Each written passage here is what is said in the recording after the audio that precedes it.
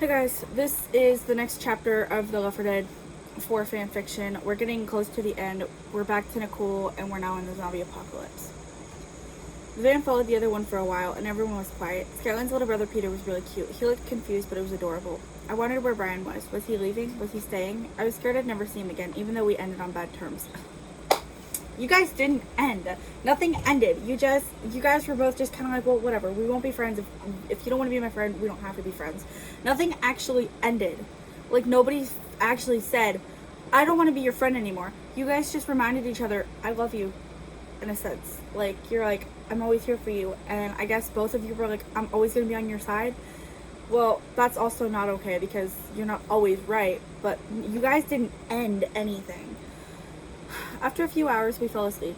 We woke to the light from the sun shining in the windows, and suddenly the van lurched and the two guys up front cussed. Sorry, you're gonna see a leg because she wants to sit there. They'd been laughing, joking, drinking, and cursing, and being irresponsible for the entire time we had been driving, and the van stopped. Okay. I'm gonna say our van stopped. Because the other one kept driving, but the drivers of our van got out. So they're just going to leave you behind. They're not even... Also, yeah, they really are having a jolly old time. Just whatever. And honestly, that's really bad because they're supposed to be like government personnel. So the fact that they're misbehaving, I guess you could say, is really awful. They had guns with them and they were looking around trying to find the source of whatever they hit. I was expecting to see a tumbleweed, but instead a large zombie came walking around the van. He had a sagging belly and blisters covered half of his face. He wandered around the van to see what the two guys had been looking at before he stopped, throwing up all over the side of the van. It was just really gross. Like, the boomer himself is just a really gross zombie. I feel like I don't shine enough light on the special infected, but the boomer is so disgusting and I hate him. But his sound is iconic. Like, whenever I'm scrolling through like Instagram reels, if I hear that like edited into a video, I'm like, oh, it's the boomer. Like, it's just, I'm such a nerdy fan. Whenever I hear any like Left 4 Dead references, I'm super excited about them because I'm just such a big fan of it. But he's so gross. I hate him. He's not the worst special infected though. He's not my most hated. I just dislike him. And there's actually a hack when you play with two actual players. When he throws up on you, if you like pause it and then hit take a break, the puke immediately goes away. That's cheating a little bit. That's cheating, but it works and you get to see again and just go for it. Honestly, when I played through, I was by myself. I didn't have a human counterpart, so whenever I got thrown up on, I had to just fight through it. But if you guys are ever playing and you have a partner with you, definitely use that hack. It helps. It comes in handy. Especially when you're trying to go for the, like, achievement. I don't remember what it's called, but you have to not shoot any of your partners, any of your teammates. The bots get in the way all the time. You can't help it. I still can't get that achievement because the bots are stupid. I said it once, I'll say it again. Ew, what the fuck? The one guy yells, turning to face the large zombie. What is that? Skyline whispers, looking out the window. We watch as the men shove the big zombie away and it throws up on them. Also, if you push the boomer back and shoot him, apparently it's supposed to prevent him from puking all over you. Sometimes it works, sometimes it doesn't. Sometimes you'll be in the process of pushing him away. I'm also one who doesn't carry a gun. I usually have. I mean, I have a gun, but I don't like to use the bigger guns because I use those for the tank and stuff. But I usually have a melee weapon if I'm in Left 4 Dead 2.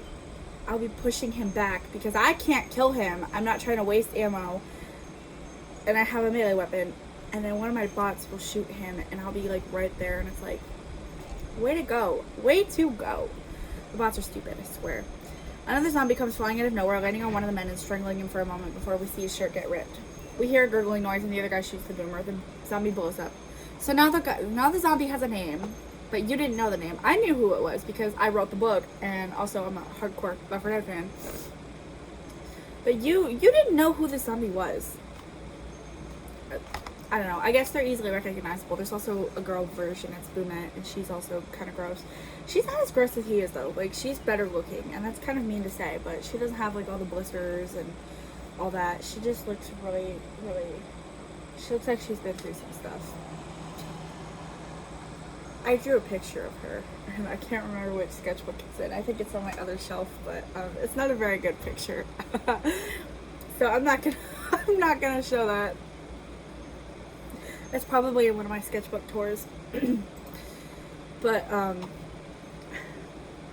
the zombie blows up, startling the more agile one. The other one was wearing a hoodie and its hood was up. It was taller than Eli, but it could be a possibility. The zombie had duct tape wrapped around its limbs, and it turned to face the guy who was still alive, pouncing him and killing him too, before soaring away. That's a perfect description, Nickolle. Before soaring away, because that's kind of what the hunter does. It's Hunter.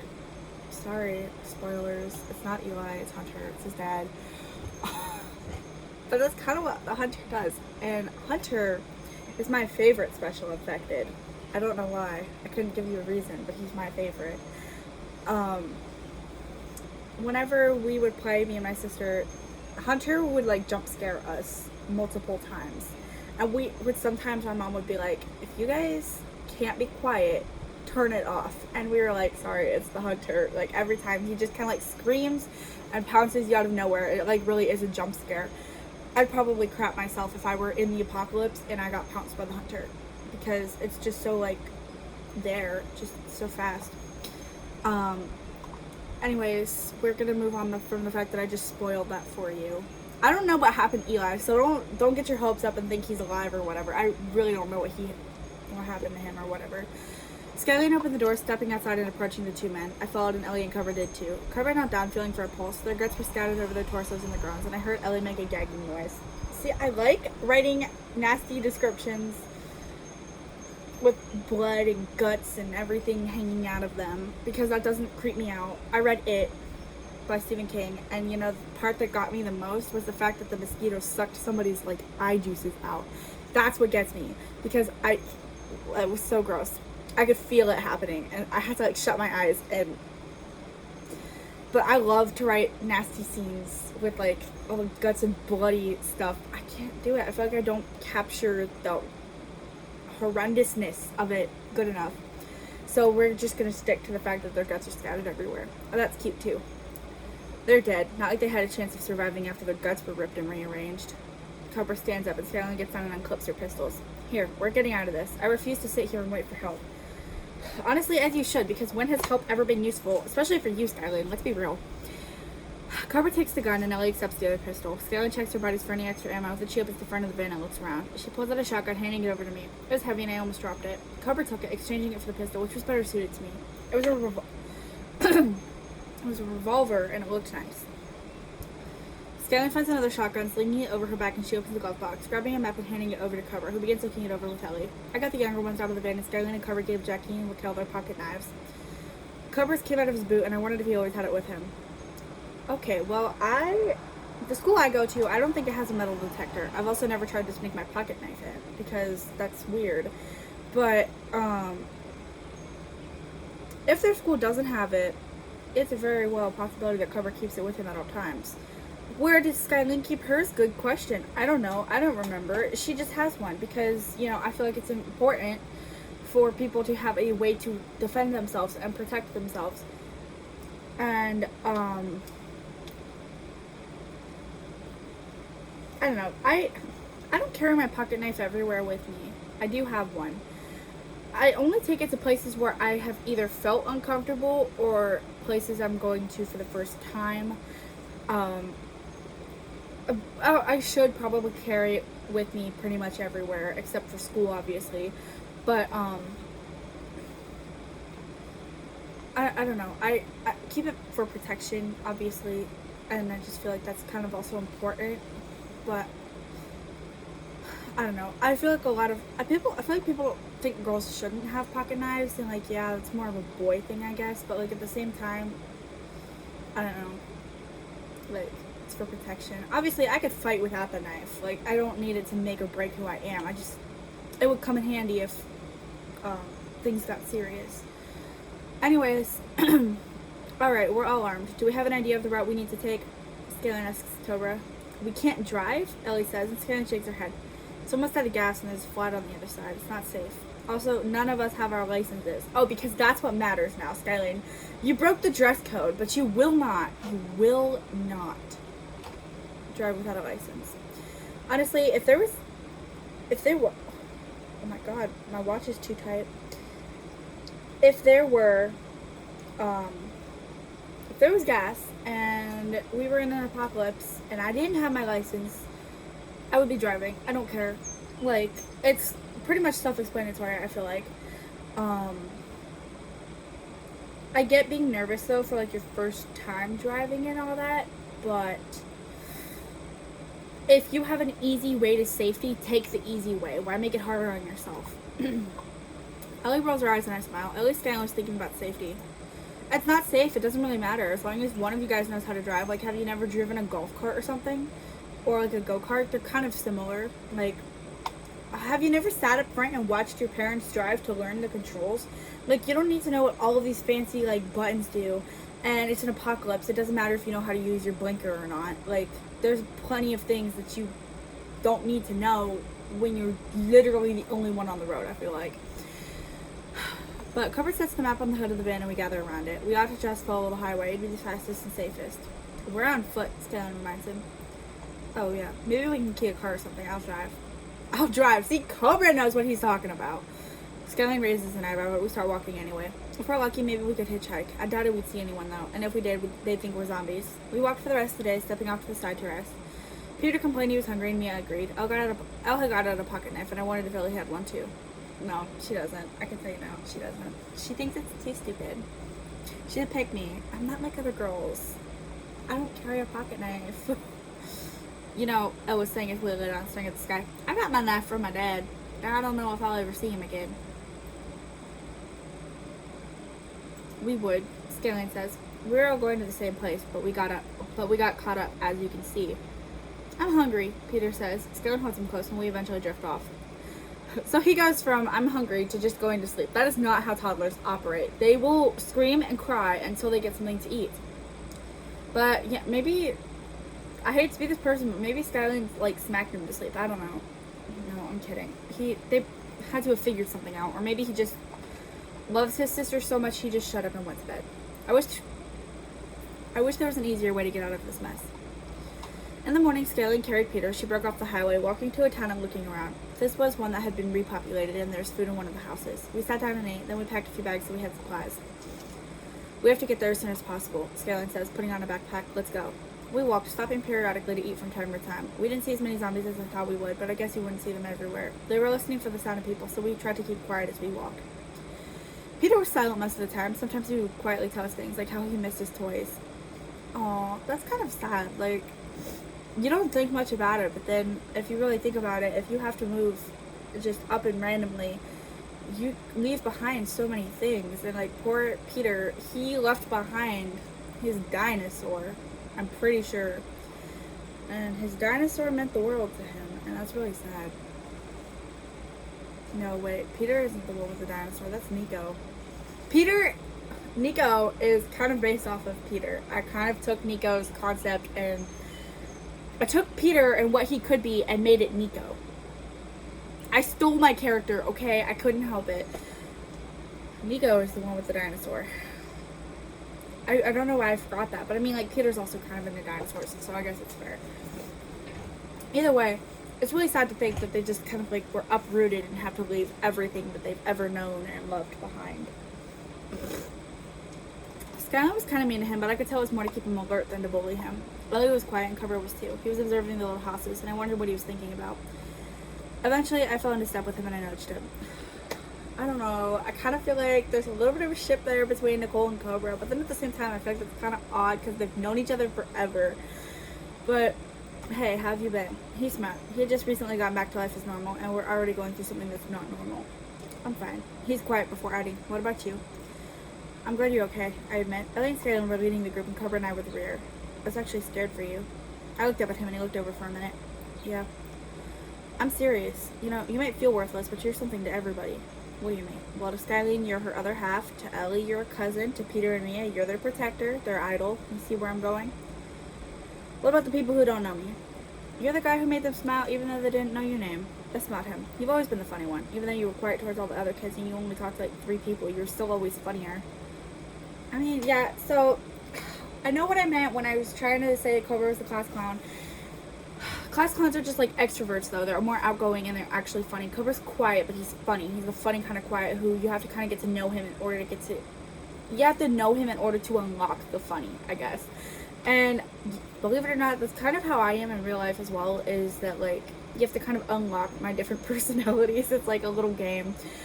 The more comfortable I am with you, the more funnier and actually chaotic and unhinged I will be with you. But, I feel like that also goes for everybody. It's like when you're not really comfortable with people, you don't just give them everything you are right off the bat.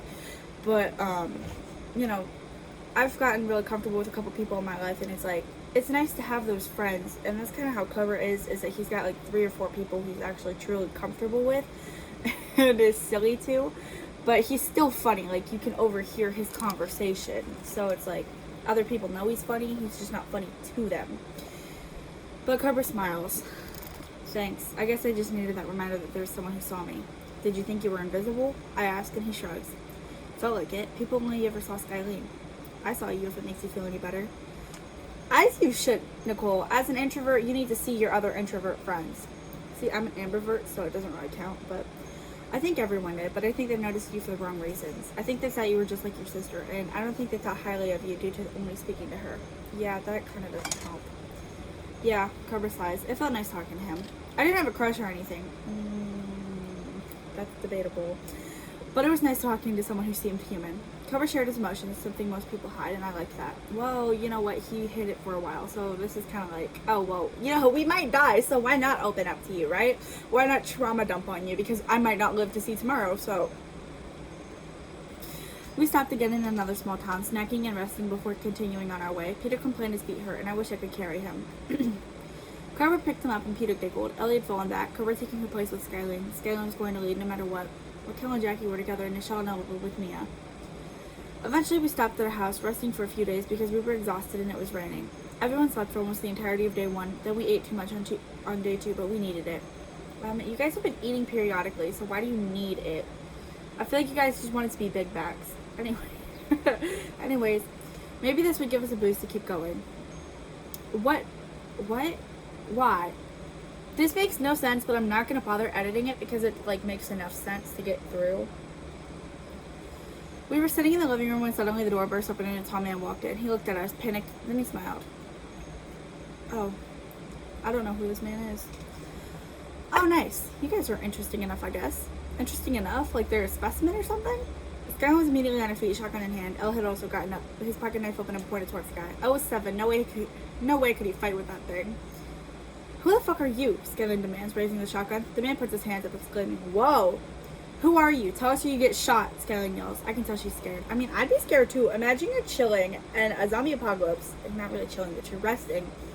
And the door just opens and a guy just comes in as if he lives there. And you're just like, who are you?